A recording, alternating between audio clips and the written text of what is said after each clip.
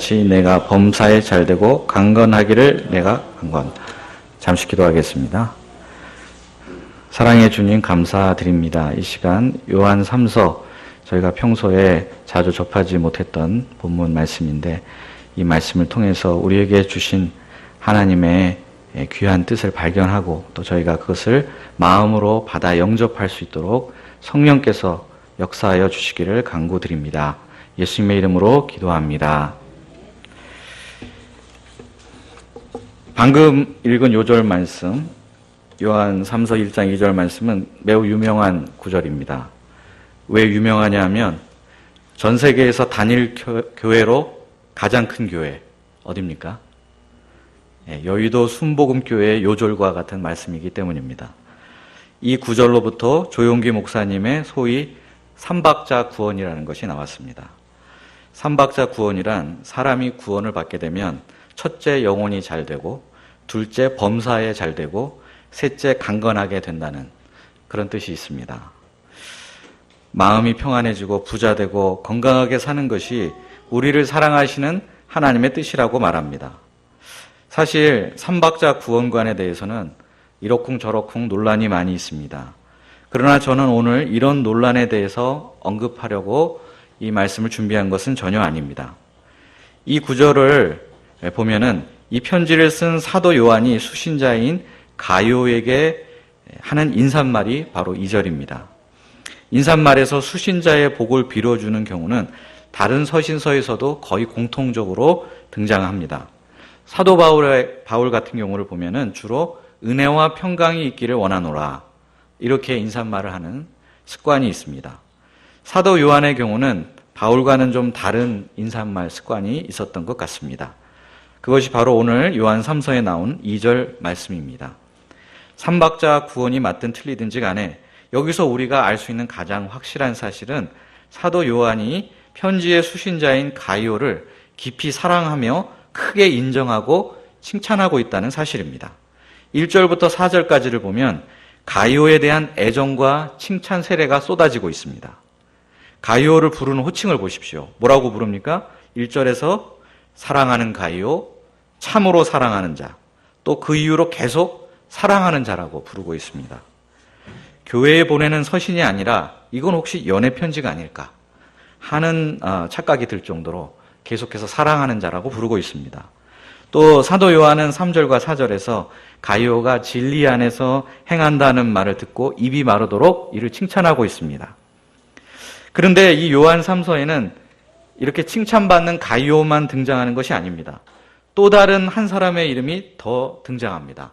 오늘 우리가 읽은 본문 중에 가이오 말고 또 누가 나오죠?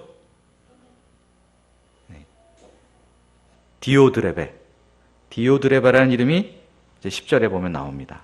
10절에 보면 사도 요한은 디오드레베가 한 일을 결코 잊지 않겠다는 무시무시한 말씀을 하고 있습니다.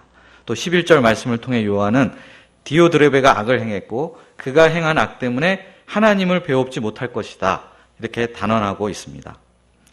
그래서 한 교수님께서 이 디오드레베의 이름을 암기하기 쉬운 좋은 방법이 있다고 말씀하신 적이 있습니다. 디오드레베의 이름을 디오드러워 이렇게 기억하면 쉽다고 하셨습니다. 왜냐하면 인격이 더러운 사람이었기 때문에 디오드러워 그러면은 기억에 오래 남는다고 하셨습니다. 아무튼 사랑의 사도라고 알려진 요한이 이렇게 칼같이 단호하면서 또 준엄한 면이 있다는 것을 우리는 또 새삼 발견합니다. 이를 통해서 사도 요한이 말하는 사랑이란 진리와 함께 기뻐하는 사랑, 거룩한 사랑임을 새삼 확인할 수 있습니다.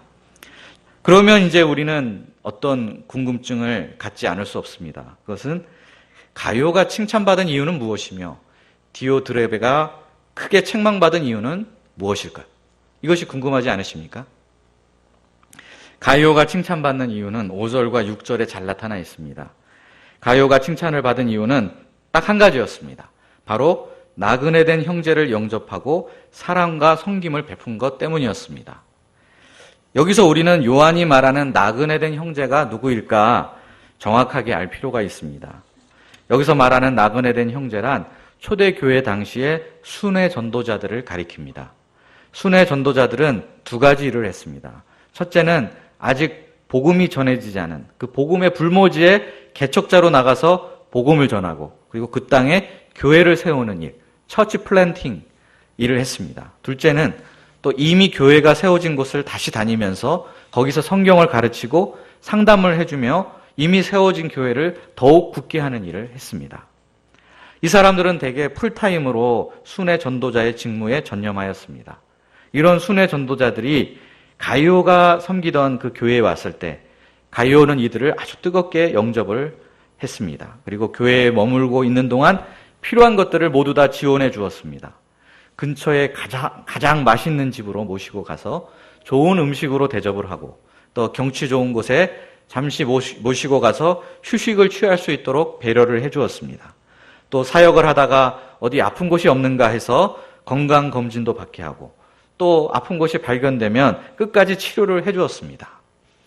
또 하던 일을 다 마치고 다른 지역으로 떠나갈 때는 그곳까지 가는 그 여비에 충당을 하시라고 이렇게 그 여비를 지원해 주기도 했습니다. 이런 순회 전도자들이 사도 요한에게 와서는 그 가이오가 얼마나 자신들을 사랑으로 대했는가 이것에 대해서 보고를 하였습니다. 이런 말을 한 사람이 한두 명이 아니었습니다. 요한은 이런 말을 들을 때마다 감사하고 가이오가 참 기특하고 사랑스러워지지 않을 수 없었을 것입니다. 가이오 같은 사람이 없었다면 당시 초대교회 당시에 이렇게 많은 교회가 단시간 내에 세워지고 견고하게 되는 역사는 결코 있을 수 없었을 것입니다. 하나님 나라를 위해 가이오는 없어서는 안 되는 중요한 사람이었습니다.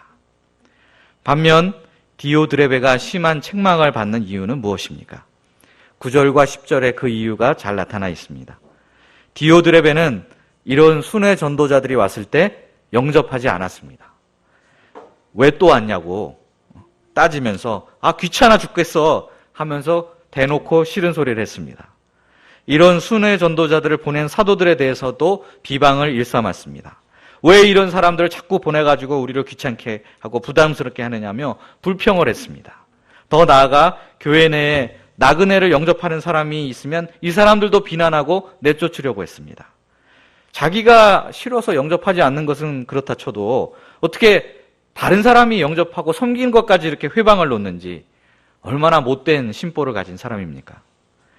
순회 전도자들은 이런 디오드레베의 태도에 심한 모욕감을 느끼고 의욕을 상실했을 것입니다. 서러운 눈물을 흘리며 가던 길을 되돌아갔던 사람이 한둘이 아니었던 것 같습니다. 이렇게 디오드레베가 나그네를 영접하지 못하는 이유가 무엇입니까? 그의 문제에 대해서 9절에 잘 나타나 있습니다. 요한은 디오드레베를 가리켜 으뜸되기 좋아하는 디오드레베 이렇게 표현하고 있습니다. 그의 문제는 으뜸되기를 좋아하는 것이었습니다. 으뜸이 되고자 하는 자는 섬김을 받기는 원하지만 섬기는 것은 너무 싫어합니다. 또 디오드레베는 으뜸이 되어서 교회를 자기 마음대로 자기 영향력 하에서 휘두르고 싶은데 자꾸 외부에서 사도들이 보낸 순회 전도자들이 오는 것이 간섭받는 것처럼 느껴졌던 것 같습니다. 사실 간섭하러 온 것이 아니라 그 교회의 부족한 부분을 채워주고 도움을 주려고 온 것인데 디오드레베의 눈에는 그것이 안 보이고 그저 짜증나는 일, 불편한 일로만 느껴졌던 것 같습니다. 손대접을 할 만한 마음의 여유도 없고 사랑도 없었습니다. 그의 마음속에 하나님 나라 확장이라는 원대한 비전보다는 그저 우리끼리 잘 먹고 잘 살면 된다는 이기주의가 팽배해 있었습니다. 사도 바울은 로마서 12장 13절에서 로마 성도들에게 이렇게 권면했습니다. 성도들의 쓸 것을 공급하며 손 대접하기를 힘쓰라. 또 히브리서 13장 2절에는 이런 말씀도 있습니다. 손님 대접하기를 잊지 말라. 이로써 부지 중에 천사들을 대접한 이들도 있느니라. 또 디모데전서 3장 2절을 보면 감독이 될 자격 요건을 검증하는 항목 중에 나그네를 대접하며 라는 항목이 들어있습니다.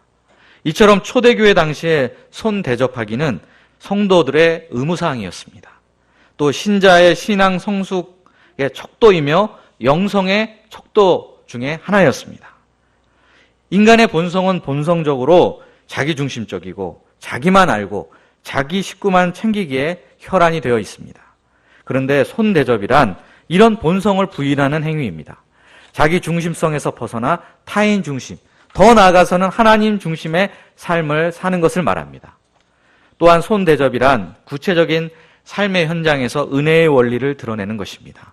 은혜란 대가를 바라지 않고 주는 것입니다. 손님 대접이 힘든 이유는 내가 대접한 그 손님이 다시 나에게 어떤 도움을 줄 수 있을지 불확실하기 때문에 어려워하는 것입니다. 한번 왔다 가고 안 올지도 모를 사람에게 굳이 잘해줄 필요가 있을까? 이런 생각이 먼저 드는 것이 사실입니다. 그러나 은혜를 아는 사람, 은혜를 경험한 사람은 그렇게 생각하고 행동하지 않습니다. 왜냐하면 우리를 향한 하나님의 은혜는 값없이 주시는 은혜, 보상과 대가를 바라지 않으시고 일방적으로 쏟아 부어주시는 은혜이기 때문입니다. 저희 집에 양들이나 동역자들이 종종 와서 식사를 하고 갑니다. 오늘도 이제 몇 분이 왔다 갔습니다. 그러면 저희 집 아이들이 보통 좀 안 좋아합니다. 특히 가장 안 좋아하는 사람이 한 명 있는데 누구라고 이름은 제가 밝히기가 어렵습니다. 근데 가고 나면 늘 툴툴댑니다. 누가 오는 것을 아주 싫어합니다. 이때마다 제가 말로 타이르지만 아직까지는 별로 효과가 없는 것 같습니다. 저는 이 모습을 보면서 아직 우리 아이들이 은혜에 대해서 잘 모르고 공동체가 뭔지 잘 모르는구나 하는 생각을 하곤 합니다. 섬김의 기쁨, 베품의 행복을 잘 모르고 있다니 참 안타깝다 하는 생각이 듭니다. 장차 성장해서 가이오 같은 사람이 돼야 될 텐데 디오드레베 같은 사람이 되면 어떡하나 하는 걱정이 듭니다. 주님께서 저희 자녀들에게 가이오의 마음 주시기를 기도합니다. 우리 모임이 그리고 특히 우리 안암골이 파송한 선교사님들의 숫자가 어마어마합니다. 교회사를 보면 모라비안 교인들을 이제 주목하여 보는데 그 이유가 선교사를 많이 파송했기 때문입니다. 어느 정도냐면 교인 60명당 1명의 선교사를 파송했다. 그래서 이 모라비아의 선교 역사는 경이로운 역사다 하고 누구나 이야기를 합니다. 그런데 우리는 어떻습니까? 60명당 1명? 그거는 충분히 제끼고 남을 것 같습니다. 네, 구체적인 숫자는 모르겠지만 아마 우리가 모라비안 교도들보다 더 많은 선교사를 파송한 것은 확실한 것 같습니다. 이미 파송한 선교사도 많고 또 선교사님들의 자녀들도 많습니다. 저는 때로는 이런 상황이 우리에게 앞으로 너무 큰 짐이 되고 부담이 되지 않을까 하는 걱정을 할 때도 있습니다. 지난해 안암골 역사보고서 초안을 제가 연초에 작성한 적이 있는데 작년에 안암을 방문한 선교사님들이 이렇게 많았나 하면서 깜짝 놀란 적이 있습니다. 이 선교사님들을 우리 중 누군가가 본문에 나오는 이 가이오처럼 영접하고 섬기고 베풀었다는 것을 발견하고 참 감사하게 되었습니다. 이 사실 하나만 해도 우리 안암 일부는 주님 보시기에 이 가이오처럼 인정받고 칭찬받아 마땅하지 않을까라는 생각을 해보았습니다. 우리 가운데 가이오 같은 분들이 계시다는 사실에 인해서 하나님께 감사드립니다. 그러나 우리 가운데 혹시 디오드레베 같은 마음이 전혀 없을까? 한번 곰곰이 생각해 볼 필요가 있겠습니다. 손 대접하기를 싫어하고 불평하는 마음이 있을 수 있었습니다. 꼭 선교사님들 뿐만 아니라 심지어는 자기 요회의 동역자들 그리고 자기 양들 또 요회 양들을 섬기는 일까지 불편해하는 사람이 있을 수도 있습니다. 물론 손대접은 자발적으로 해야 의미가 있고 아름다운 일입니다. 그래서 이것을 누구에게 강요하거나 억지로 하도록 요구할 수는 없습니다. 그러나 마음에서 우러나오는 따뜻한 그 손대접의 스피릿이 우리 가운데 식어버린다면 정말 이것은 심각한 문제고 안타까운 일이고 슬픈 일이 아닐 수 없습니다. 손대접은 그리스도 예수 안에 있는 경건의 핵심 중에 핵심입니다. 좀 있으면 여름이 됩니다. 그러면 외국에는 봄학기가 곧 끝나고 이제 많은 사람들이 올해도 역시 손님으로서 안암골을 방문하게 될 것입니다. 저는 그때 오늘 우리가 들은 이 요한 3서 말씀, 가이오와 디오드레베의 케이스를 기억할 수 있었으면 좋겠습니다. 영혼이 잘 되고 범사에 잘 되고 강건하게 되기를 원하십니까? 원하시죠? 네, 그러면 가이오처럼 손 대접하기를 힘쓰시면 됩니다. 사도들에게 찍히고 싶으십니까? 간단합니다. 디오드레베처럼 손 대접을 싫어하고 비난을 일삼고 원망과 불평을 하면 됩니다. 그러면 사도 요한이 너를 꼭 기억하겠다. 이렇게 말을 합니다. 우리가 손대접에 힘씀으로써 우리 영혼이 잘 되고 형통하고 강건한 복된 삶을 살 수 있기를 기도합니다. 안암을 오가는 많은 분들이 위로와 격려와 새 힘을 얻는 2015년이 될 수 있기를 간절히 기도합니다. 기도하고 마치겠습니다. 사랑이 많으신 아버지 하나님 감사드립니다. 오늘 요한 3서 말씀을 통해서 가이오의 케이스와 디오드레베의 케이스를 보게 해주심을 감사합니다. 참으로 아름답고 또 칭찬받고 인정받는 귀한 믿음의 소유자인 이 가이오의 손대접하기를 저희가 잘 배울 수 있도록 도와주시옵소서. 우리 안암을 방문하는 많은 손님들, 선교사님들, 또 우리 센터에 오는 양들, 그리고 우리 곁에 있는 동역자들 저희가 집으로 초대하고 또 섬기고 또 베푸는 일에 힘쓰는 사람들이 될 수 있도록 도와주시옵소서. 그래서 저희가 영혼이 잘 되고 또 범사에 잘 되고 강건케 되는 복을 충만히 누릴 수 있게 도와주시기를 간절히 기도합니다. 예수님의 이름으로 기도하였습니다.